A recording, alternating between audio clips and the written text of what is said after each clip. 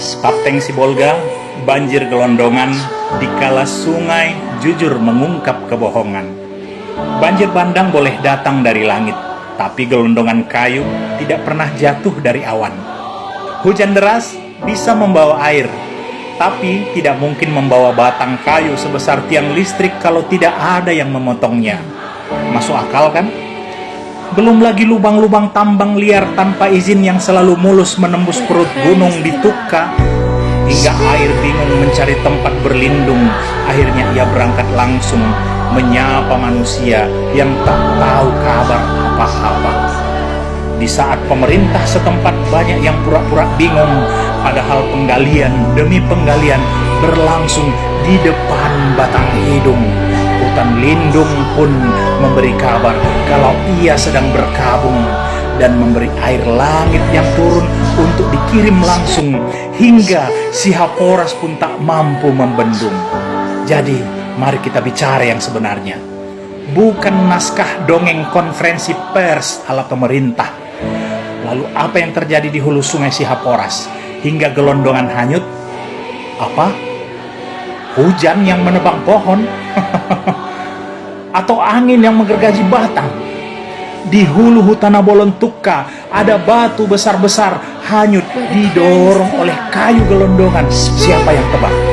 Semut atau malaikat sedang praktek tebang pilih?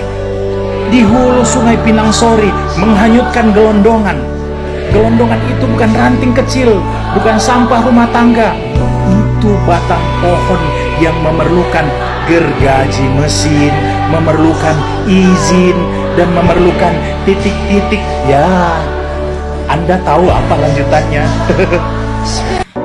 Apa yang terjadi di hulu sungai sehingga kayu gelondongan nyangkut di jembatan Anggoli, batas Tapteng dan Tapsel, sampai-sampai jembatan bukan lagi infrastruktur publik, tapi berubah fungsi jadi tempat parkir kayu ilegal setiap kali hujan turun. Mana mata? Nampak kan?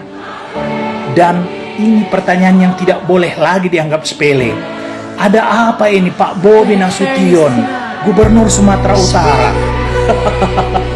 Sehingga kayu gelondongan besar-besar hanyut di Sungai Batang Toru yang hulu sungainya melewati Taput. Ada apa dengan Taput?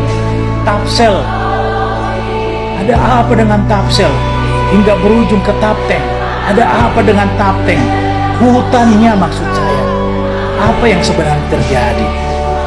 Apakah banjir bandang sedang mengungkap apa yang selama ini disembunyikan dalam kebohongan? Atau sungai sedang berkata jujur sementara pemerintah sedang sibuk mengarang alasan? Karena wajar kalau air meluap, tapi tidak wajar kalau hulu sungai berubah jadi jalur distribusi kayu ilegal. Tidak wajar kalau batang pohon seukuran pelukan manusia bisa hanyut seperti sampah plastik. Tidak wajar kalau bencana justru membuka buku besar perusakan hutan yang selama ini ditutupi rapi lagi-lagi dengan kebohongan. Lucu ya, setiap kali banjir pemerintah menyalahkan cuaca ekstrim. Tapi kayu gelondongan yang hanyut ini mau disalahkan ke siapa? Ke hujan? Ke badai? Ke Tuhan? Tuhan pula mau kalian salahkan. Ini bukan bencana alam. Ini bocornya skandal kebijakan. Ini kegagalan pengawasan. Ini rapot merah penegakan hukum. Atau ini kebrengsekan pemerintah. Karena hulu yang gundul bukan terjadi dalam waktu semalam. Sungai yang penuh gelondongan bukan terjadi tiba-tiba. Dan banjir bandang kali ini seperti berkata, selama ini kalian tutup mata. Sekarang lihatlah sendiri apa yang kalian biarkan terjadi. Sibolga Tapteng tidak hanya kebanjiran air, tapi kebanjiran bukti pemerintah yang abai. Dan jika gelondongan sebesar itu bisa hanyut, maka sejujurnya yang hanyut bukan cuma pohon, tapi wibawa pemerintah. Sampai sini kalian paham?